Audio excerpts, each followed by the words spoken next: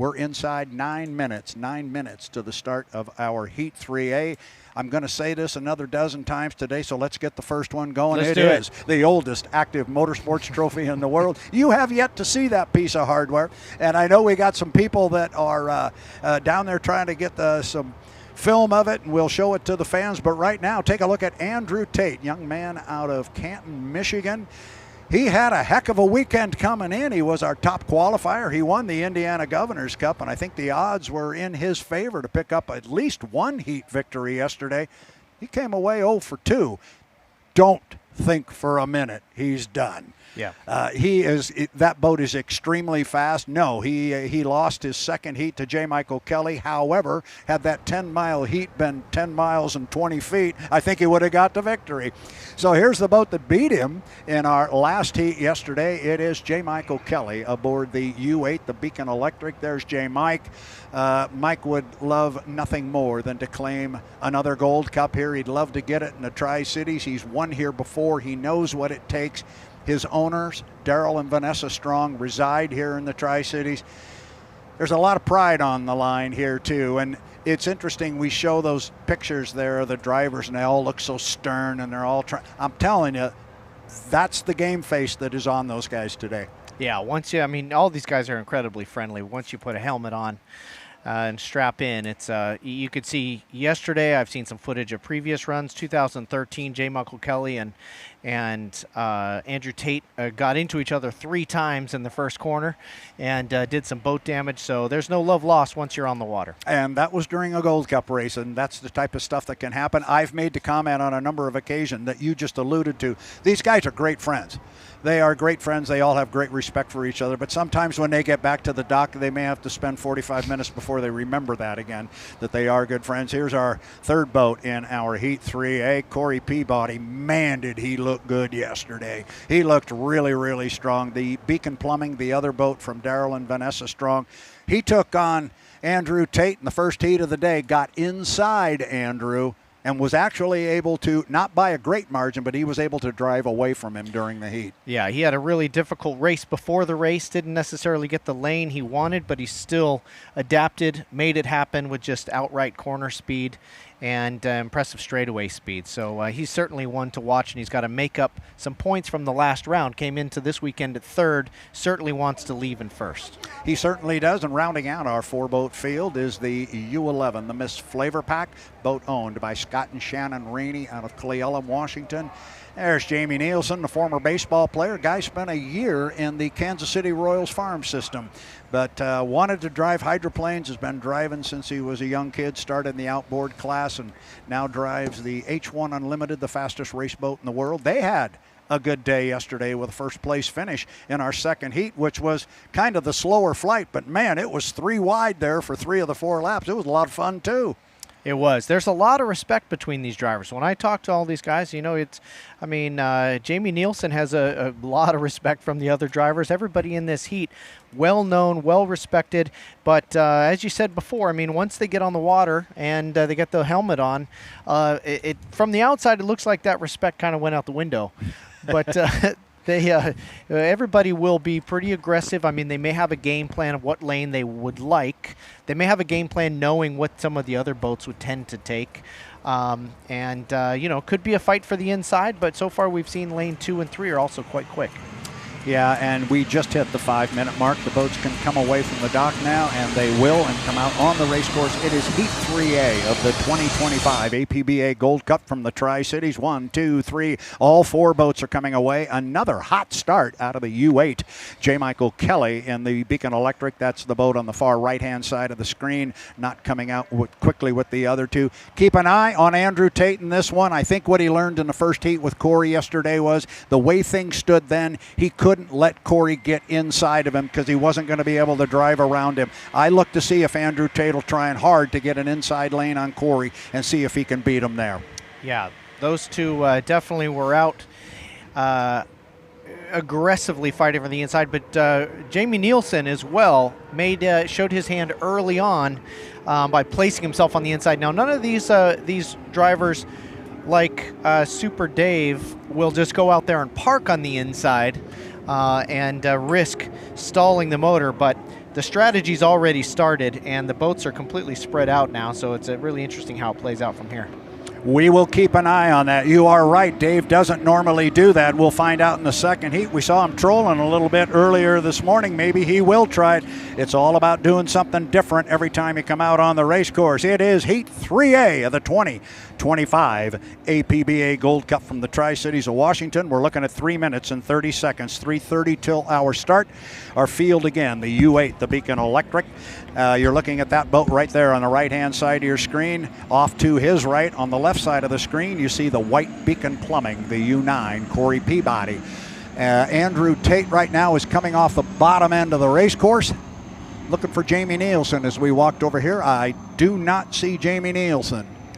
He got held up just off the dock there. Looked like he got it refired, but it may have blown out again. So I'd look for him over by the dock. He only got about 30 feet off the dock before he shut the power off. And look what's going on here. We were just talking about the possibility that Andrew Tate might make a move to get an inside lane. He's sitting on the inside right now, although J. Michael Kelly just went by him. Now you see Andrew give it a little bit of a squirt, because if Mike were to get 5 boat lengths or a rooster tail length, he could move over on Andrew. So Andrew gave it a little bit of a squirt there and said, no, I'm right here. Give me room. Give me room. And he does, tight there as they got to the entrance pin. And we are still very early in the process here.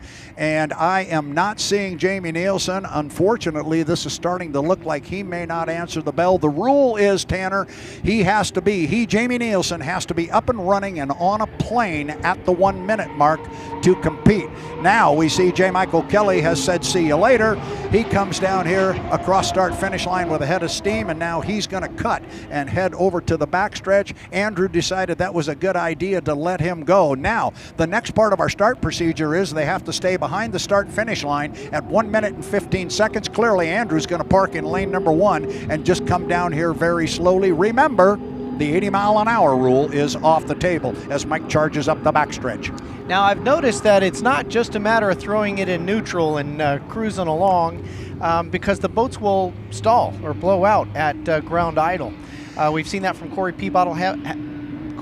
We haven't seen it from Andrew Tate, but he seems safe behind the 115 at this point. Yeah, and you saw he had to bring, but he is sitting in lane number 2. He is sitting in lane 2. He let Corey jump inside of him, and now Corey's going to pull up alongside. I would have thought Andrew, with all of that work, would have said, I'm going to take lane 1. I don't know if he caught Andrew a little bit by surprise. Again, that was the score up, not the start. So right now, Peabody is in 1.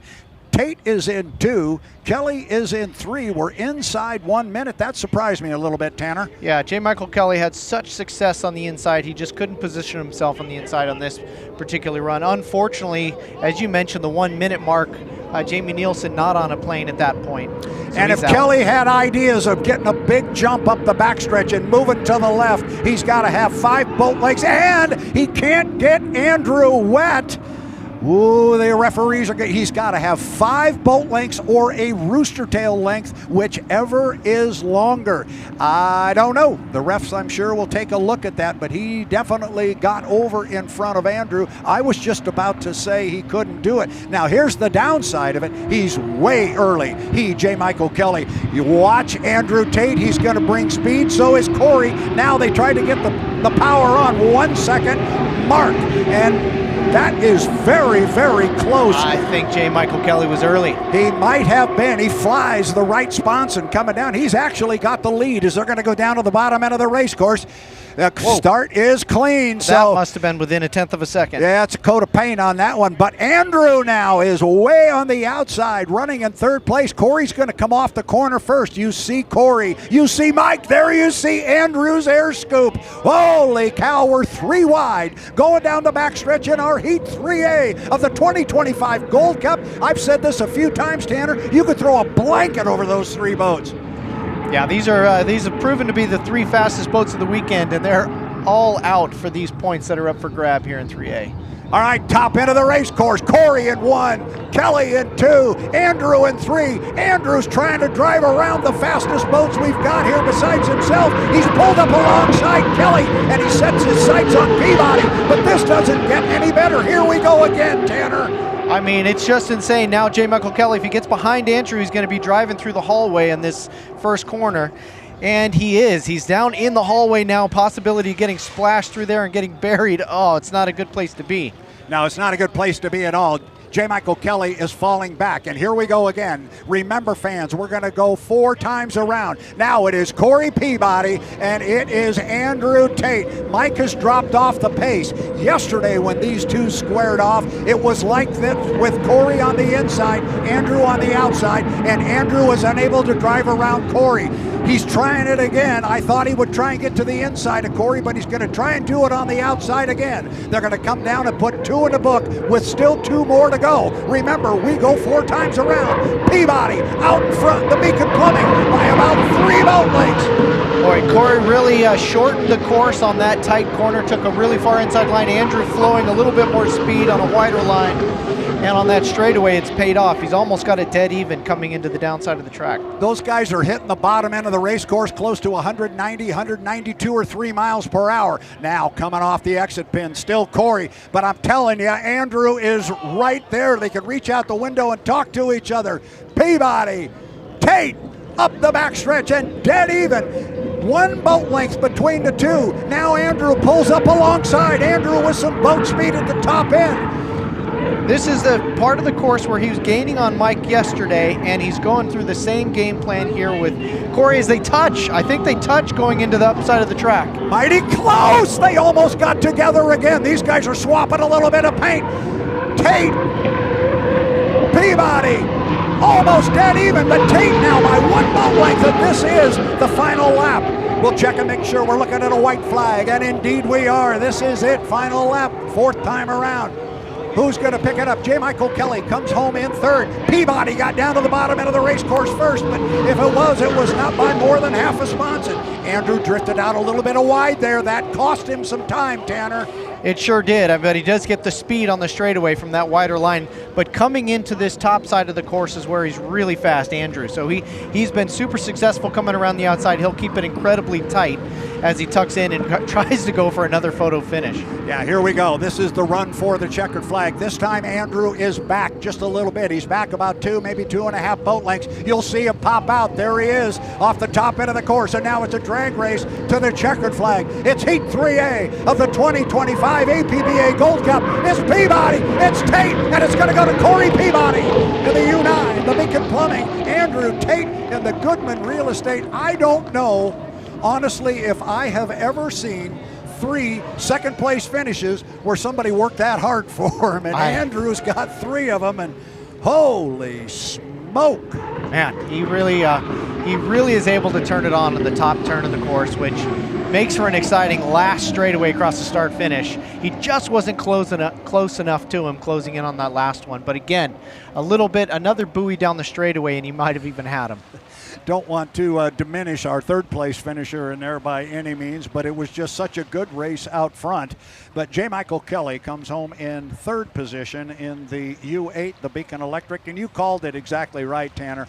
He got in between those boats, and as we saw yesterday with Jeff Bernard, if you're in between those boats, you don't want to start dropping back at all because the hallway gets real long and it gets real narrow. I just can't imagine what they go through with those 40-foot walls showing up, and they're just... It's not like you can just get close to the walls and, bounce off them or something. As soon as you touch them, you're just airborne. And at that speed, not seeing any buoys, not seeing any waves, I mean, it's formation flying at its worst, honestly, because... That's a good way to put it. It just looks absolutely gnarly and scary.